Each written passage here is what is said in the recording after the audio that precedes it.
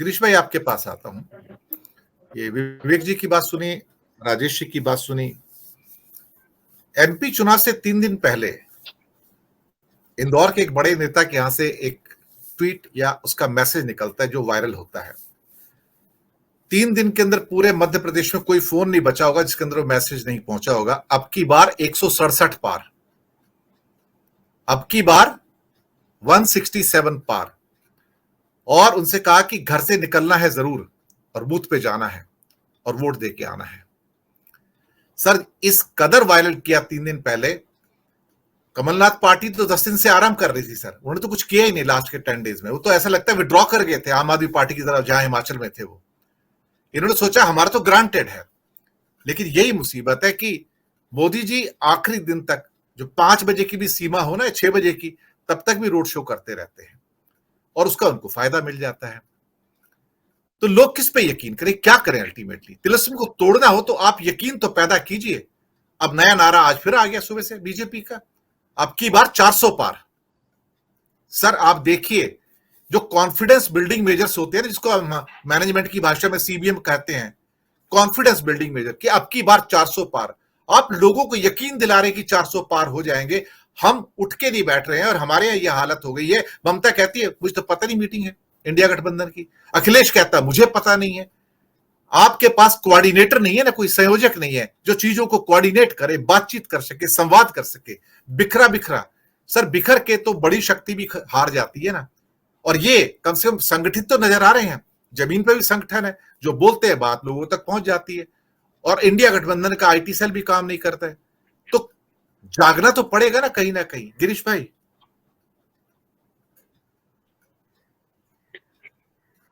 दिनेश जी धन्यवाद। मैं एक इंसिडेंट बता दूं कि गांधी जी के पास कैवेंडर सिगरेट वाले गए थे। उन्होंने बोला कि आप हमारी एडवर्टाइजमेंट कर दो।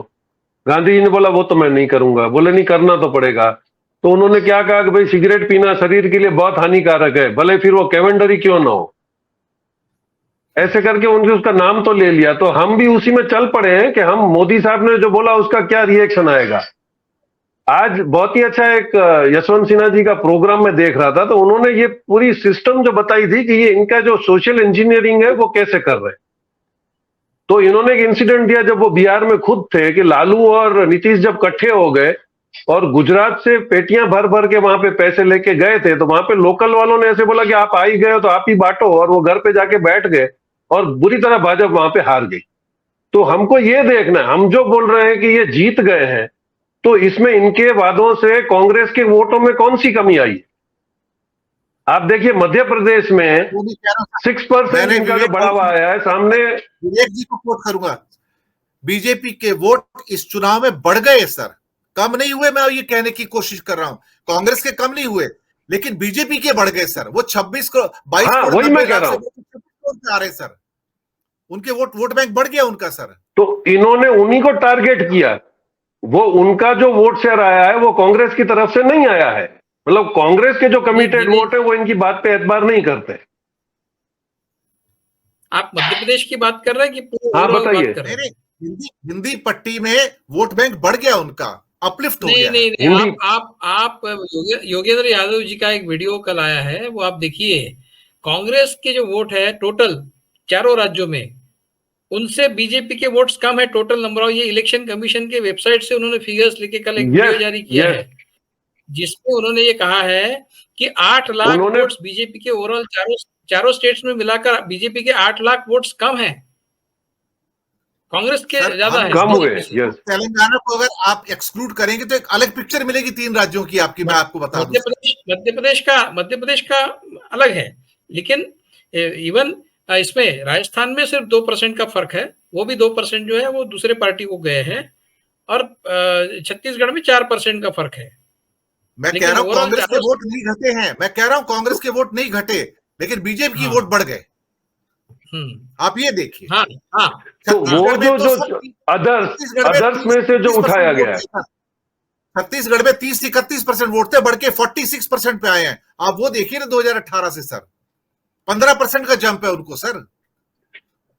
जी गिरीश भाई। तो सर वो उससे अच्छा फिगर उन्होंने दिया है 2003 से लेकर 2023 तक का।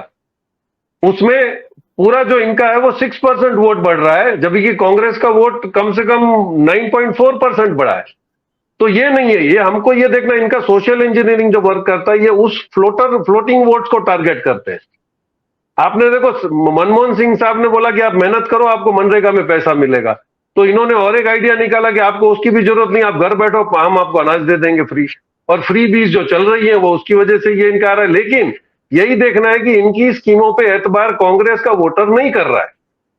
तो ये जो इंडिया गठबंधन है, इसको वही सोचना है कि जो वोट कटाऊ पार्टीज हैं, जो इन्होंने फ्रेंडली मैच में खड़ा करके वोट काटने का, उसी पे अगर सोशल इंजीनियरिंग इंडिया करता है तो it is not very difficult. और ये बहुत अच्छा एक बताया इन्होंने, वसीर साहब ने जो प्रोग्राम किया था उसमें, कि 16 कॉन्स्टिट्यूएंसीज में भाजपा हार रही है अगर इसी को कंपेयर करते हैं लोकसभा के साथ। तो ये जो सारे पोस्टमार्टम से अगर वो करते हैं तो ये इनको तो यही चाहिए कि सारे लगे जाए कि मोदी साहब अब अजय हो गए हैं, मोदी साहब ऐसे हो गए। आज भी 66% people do not believe him. तो ये हो रहा है कि कंसोलिडेशन ऑफ वोट अगर कर सकते हैं, क्योंकि वादों में तो आप देखिए अभी ये जीत तो गए हैं, लेकिन मैं नहीं समझता हूं कि ये जीत बहुत बड़ी सेलिब्रेशन होगी। अब आप 450 में सिलेंडर देंगे अगर राजस्थान वालों को, तो गुजरात वालों ने क्या गलती करी है? और एक आप देखेंगे अगर सोशल इंजीनियरिंग जो कांग्रेस, अगर मैं समझता हूं अगर बहुत ही थिंक बैंक के साथ कर रही है, तो इन्होंने साउथ का पूरा रास्ता ब्लॉक कर दिया है। वहां पे 138 सीट्स हैं सर, तो अगर 300 में से वो सीधी कट रही हैं, और आपके पास अब गंवाने के लिए है क्या? सारी सीटें तो आपके पास है, अब इससे बढ़ेंगी नहीं, इससे कम होने की उम्मीद है ना। आप सब स्टेट में देख लो, 28 में से 25, 25 में से 24, 29 में से 28, तो अभी और इसमें आपके और गुंजाइश क्या है?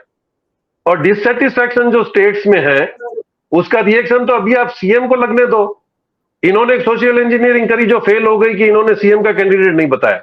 इन्होंने बोला शायद ब्राह्मण भी हो सकता है, शायद क्षत्रिय भी हो सकता है। अब ये क्या हो तो गया, अब where will be the social engineering going? क्योंकि इसमें जो भी हुआ उसका रिएक्शन 24 में आपको दिखेगा, क्योंकि उनका भी तो बेस है वहां पर।